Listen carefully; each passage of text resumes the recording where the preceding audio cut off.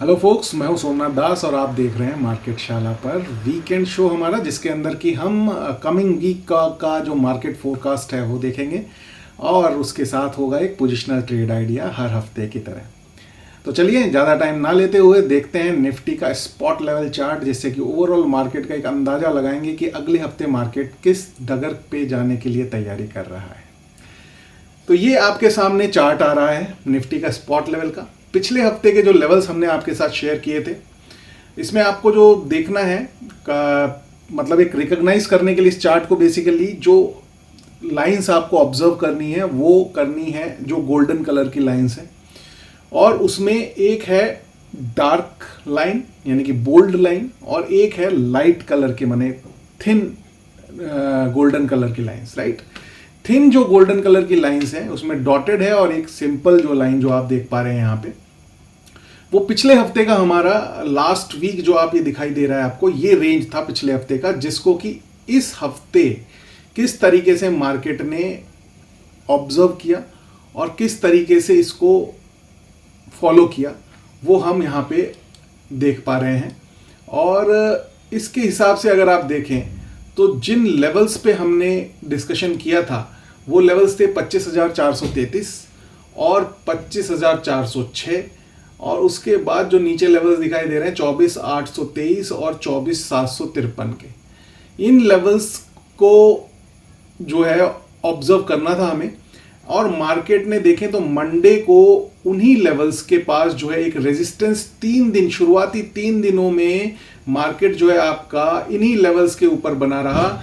25,433 से लेकर के 25,356 के लेवल के बीच में 3 दिन जो है मार्केट ने क्लोजिंग दी। चौथे दिन यानी कि थर्सडे को इसके ऊपर क्लोज देने की कोशिश करते हुए फिर दोबारा से जो है 24,433 के लेवल के नीचे ही क्लोज दिया, लेकिन फ्राइडे को सारे के सारे रिकॉर्ड तोड़ते हुए मार्केट ने एक नया हाई बनाया। और इन लेवल्स को जिन्होंने भी ऑब्जर्व करके रखा होगा, अकॉर्डिंगली अगर अपनी पोजीशन बनाई होगी, तो उनके लिए जो मार्केट के सरप्राइजेज हैं वो अनवांटेड सरप्राइजेज जो है किसी भी तरीके से उनको सरप्राइज नहीं कर पाए होंगे। अब जो हम देख पा रहे हैं वो देख पा रहे हैं कि अगले हफ्ते का जो रेंज है वो क्या रहेगा। अगले हफ्ते की जो रेंज है वो थिकिश लाइन के अंदर हम लोगों ने यहाँ पे ड्रॉ करी हुई है, और 25,849 सबसे पहला रेजिस्टेंस है। उसको क्रॉस करने के लिए हमें ऑब्जर्व करना पड़ेगा, और उसके साथ एक सब रेजिस्टेंस जो है वो है 25,790, और सपोर्ट एरियाज जो बन रहे हैं वो बन रहे हैं 25,433 और 25,356। ये 4 लेवल्स को आपको अपनी ऑब्जर्वेशन के ऊपर रखना है और अपनी स्ट्रैटेजी को अकॉर्डिंगली प्लान करना है। अगर इन लेवल्स के ऊपर है तो वहाँ पे एक स्ट्रेंथ है, और इन लेवल्स के अगर नीचे है तो आप एक ये माने कि वहाँ से एक वीकनेस जनरेट हो रही है। और जो वीकनेस ओवरऑल मार्केट की एक मतलब एक पर्टिकुलर टाइम होराइजन को लेकर के वीकनेस की अगर हम बात करें तो उसके लिए मार्केट्स को क्लोजिंग जो है डे ऑन डे बेसिस पे एटलीस्ट आप ये मान के चलें कि 25,285 से नीचे की क्लोजिंग अगर देता है किसी भी दिन, तो मार्केट में आप कमजोरी को भांप पाएंगे कि वहाँ से जो है मार्केट जो है कमज़ोर आपको हो सकता है दिखाई देने लगे। और अगर वीकली बेसिस पे अगर यहाँ पे क्लोजिंग होती है तो भी एक जो है एक वीकनेस का सिग्नल जो है मार्केट्स में आपको दिखाई देगा। अब हम देखते हैं कि किस तरीके से जो हमारे ट्रेडर्स हैं, पोजिशनल ट्रेडर्स हों चाहे इंट्राडे ट्रेडर्स हों, जो कि निफ्टी और बैंक निफ्टी फ्यूचर लेवल्स को ट्रेड करते हैं एफएनओ के थ्रू, फ्यूचर्स एंड ऑप्शंस के थ्रू, तो वो कौन से लेवल्स को ऑब्जर्व करें। उनके लिए जो है हम ये है सबसे पहले निफ्टी का चार्ट। इसमें 2 बॉक्सेस आपको नजर आ रहे हैं। पहला वो बॉक्स है जो कि हमने पिछले हफ्ते आपके साथ शेयर किया था कि जिसमें लिखा हुआ है लास्ट वीक रेंज। अब यहाँ पे देखिए, जिसने भी इस रेंज को फॉलो किया होगा तो कितना बेहतरीन तरीके से उन्होंने अपने ट्रेड्स को प्लान कर पाए होंगे। पहले 3 दिन आप देखिए इसी रेंज के बीच में फंसा रहा है मार्केट, यानी कि 25,433 से लेकर के 25,372 के बीच में। और थर्सडे को जब उसके ऊपर क्लोज दिया है 25,433 की रेंज के ऊपर, तो वहां से एक बढ़िया जो है आप ये मोरोबोजू कैंडल देख पा रहे हैं, यानी कि बुलिश कैंडल है मोरोबोजू का, और ये इसने बढ़िया एक नए हाइज की तरफ अपने कदम बढ़ाए और एक नया जो है, एक नया रेंज मार्केट के लिए तैयार कर दिया है। और वो रेंज है आपकी रेजिस्टेंस, अगर आप देखें तो 25,798, और उससे पहले जो रेजिस्टेंस आएगा वो आएगा 25,767, जो कि एग्जैक्टली वही है जहां पे कि क्लोज दिया है मार्केट ने। वहां से नीचे अगर ओपनिंग होती है तो सबसे पहला रेजिस्टेंस कहलाएगा 25,767, और उसके बाद मेन रेजिस्टेंस होगा 25,798, और इसके ऊपर अगर डेली बेसिस पे क्लोज देता है तो एक नए होराइजन की तरफ मार्केट जो है अपना अपवर्ड मोमेंटम रखेगा। और जो रेंज की बॉटम लाइन है वो है आपकी 25,301, और उससे पहले 25,398, यानी कि 25,398 पहला सपोर्ट है और दूसरा सपोर्ट है 25,301 के ऊपर। ये रेंज आपको ध्यान में रखनी है अपने ट्रेड्स को लेने के लिए। 25,301 अगर डिसाइसिवली तोड़ता है तो एक कमजोरी का इंडिकेशन आएगा, और अगर आपको जो लॉन्ग साइड पे रहना है, जब जब मार्केट जो है आपको 25,398, 25,433 के आसपास, 25,398 के आसपास आपको जब भी मार्केट दिखाई दे वहां पे आप अपनी लॉन्ग पोजीशंस बना सकते हैं। या फिर जो रेजिस्टेंस एरियाज हमने यहां पे बताए हैं 25,767, 25,798, इनके ऊपर अगर मार्केट दिखाई देता है तो वहां पे भी लॉन्ग की पोजीशन आप बना सकते हैं। शॉर्ट साइड पे पोजिशनल तभी जाना है अगर मार्केट 25,301 को एक के नीचे क्लोजिंग बेसिस पे आपको डेली बेसिस पे आपको क्लोजिंग दे रहा है। और इंट्राडे ट्रेडर्स के लिए क्योंकि रेंज काफी बड़ी है, 25,301 से 25,798, ऑलमोस्ट 500 पॉइंट की रेंज है, और इंट्राडे ट्रेडर्स हार्डली 50 से 100 पॉइंट्स के लिए अपने ट्रेड्स लेते हैं। तो इन लेवल्स को देखते हुए और डे ऑन डे बेसिस पे जो डेली लेवल्स जो हैं जनरेट होंगे, जो कि हम प्री मार्केट एनालिसिस में आपके साथ शेयर भी करते हैं, उनके बेसिस पे अपना लॉन्ग एंड शॉर्ट दोनों साइड में जो है अपने ट्रेड्स को ले सकते हैं। पोजिशनल ट्रेडर्स के लिए लॉन्ग साइड पे रहना जरूरी है जब तक कि 25,301 डिसाइसिवली निफ्टी फ्यूचर लेवल पे ब्रीच नहीं हो जाता है डेली क्लोजिंग बेसिस के ऊपर। अब देख लेते हैं कि बैंक निफ्टी में किस तरीके का रुझान हमें दिखाई दे रहा है। लास्ट जो हमारी जो रेंज थी वो थी 52,065 के आसपास से लेकर के 50,255 की।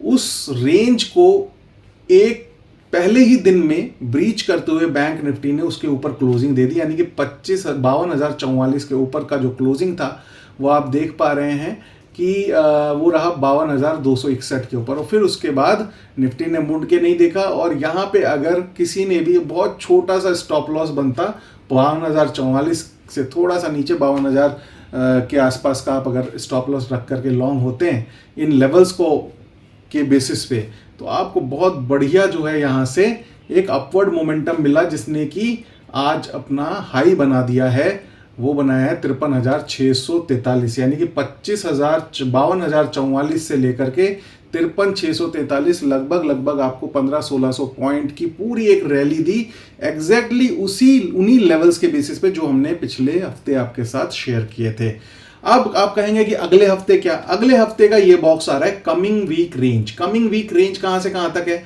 53,643, फिर उसके बाद आपको ऑब्जर्व करना है 53,550। ये दो रेजिस्टेंस एरियाज हैं जब तक कि इसके ऊपर मार्केट एक डेली बेसिस पे क्लोजिंग नहीं देता है। और उसके बाद 53,301 जो कि रीसेंट हाई है इस बैंक निफ्टी इंडेक्स का। इन तीन लेवल्स को आपको ऑब्जर्व करना है, और सपोर्ट एरियाज के रूप में, सपोर्ट एरिया के रूप में हालांकि 53,301 भी आएगा, तो यहां से एक आप मोमेंटम प्ले करने के लिए अपनी पोजिशनल ट्रेड बना सकते हैं लॉन्ग साइड पे। लेकिन मेरे हिसाब से आपको थोड़ा वेट करना चाहिए 53,643 के ब्रीच होने का, उसके बाद लॉन्ग साइड पे जाएं। और शॉर्ट साइड पे जाने से पहले आपको ऑब्जर्वेशन जो लोअर साइड की जो बैंड है वो है 52,044 से 51,970। अगर 51,970 डिसाइसिवली ब्रीच होता है तब आपको जो है 51,970 से मैं कहूंगा 52,044 से लेकर के 51,970 का जो रेंज है, ये अगर ब्रीच होता है तो यहां से फिर आपको एक वीकनेस जो है बैंक निफ्टी के अंदर दिखाई देगी। हालांकि अभी तक का जो प्राइस एंड एक्शन दिखाई दे रहा है उस हिसाब से कहीं पे भी वीकनेस नजर नहीं आ रही है। आपको जब भी मार्केट 52,044, 51,970, 51,951 या 51,929, कहने का मेरा मतलब है कि 51,900 से लेके 52,000 के आसपास जहां पे भी आपको मार्केट मिले वहां पे 100-200 पॉइंट का आपका स्टॉप लॉस बनेगा, वहां पे आप लॉन्ग साइड पे जाने का प्लान करें। या फिर अगर आपको मार्केट 53,301 के ऊपर कहीं पे सपोर्ट लेता हुआ दिख रहा है, वहां पे भी एक छोटे स्टॉप लॉस के साथ लॉन्ग साइड पे जाने का ही प्लान करें। और अगर डेली क्लोजिंग बेसिस पे कहीं 53,643 उसने ब्रीच कर दिया तो आप ये मान के चलिए 53,643 उसका बहुत ही स्ट्रांग सपोर्ट तैयार हो जाएगा, फिर लॉन्ग जाने के लिए जाएं, क्योंकि पोजिशनल साइड पे लॉन्ग रहना है। और इंट्राडे पॉइंट ऑफ व्यू से ये सारे लेवल्स तो हैं ही, प्लस जो हम डेली जो प्री मार्केट एनालिसिस करते हैं उसमें छोटे छोटे सपोर्ट एंड रेजिस्टेंस एरियाज आपके साथ शेयर करते हैं, उनको ध्यान में रखते हुए आप अपने 100 से 200 पॉइंट का इन अ डे बैंक निफ्टी के अंदर इंट्राडे ट्रेड्स भी प्लान कर सकते हैं, बट बायस आपका जो है लॉन्ग साइड पे रहना चाहिए। तो ये था बैंक निफ्टी फ्यूचर का वीकली एनालिसिस हमारी तरफ से। अब हम देख लेते हैं कि इस हफ्ते का पोजिशनल ट्रेड आइडिया कौन सा हमारे रेडार के ऊपर निकल के आया है जिसपे कि हम एक अपनी पोजिशनल कॉल ले सकते हैं। तो वो ट्रेड आइडिया है, मैं उसका चार्ट आपके सामने ले आता हूं। ये है आपका positional trade idea Apollo hospital. Health care के अंदर बहुत तेजी है, बहुत बढ़िया health care and pharma shares में बन रही है, उस थीम के सपोर्ट से भी, प्लस यहाँ पे जिस तरीके का मोमेंटम बन रहा है चार्ट के ऊपर, चाहे वो वीकली चार्ट हो चाहे वो डेली चार्ट हो, उसके बेसिस पे हमने ये एक ट्रेड प्लान किया है अपने लिए।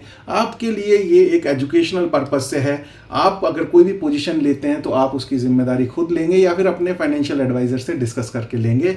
ये जस्ट एक आपके साथ शेयर में जो कर रहा हूँ वो है कि किस तरीके से किसी ट्रेड को प्लान किया जाता है। ये वीकली चार्ट से स्ट्रेंथ को कैरी करते हुए डेली चार्ट के ऊपर आपके सामने स्क्रीन के ऊपर है।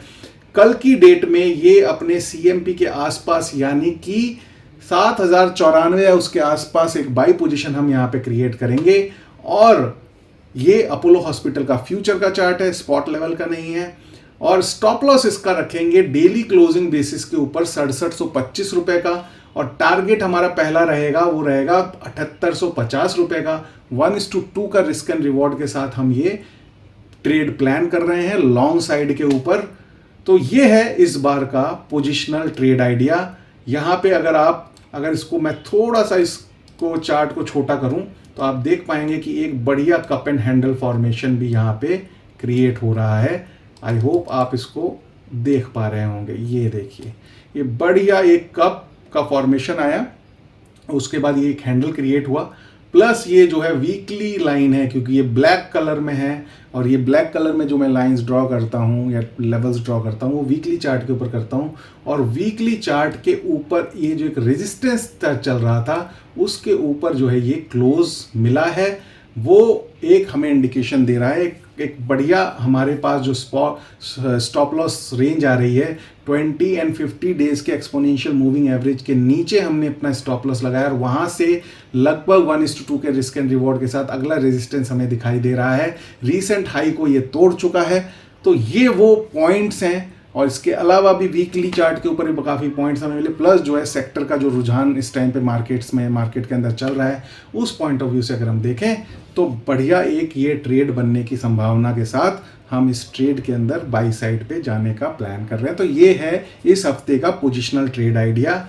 और अभी तक का अगर हम देखें कि किस तरीके से हमारे को मार्केट ने अभी तक रिवॉर्ड किया है, तो ये आपके सामने स्क्रीन आ रही है। पोजिशनल ट्रेड आइडिया और जो इन्वेस्टिंग आइडियाज़ अभी तक हमने 12 फरवरी से लेकर के 12 फरवरी 2023 यानी कि लगभग 1.5 साल हो चुका है जो हमने आपके साथ शेयर किए हैं। लगभग 35 ट्रेड आइडियाज़ शेयर कर चुके हैं। ये 36th ट्रेड आइडिया होगा।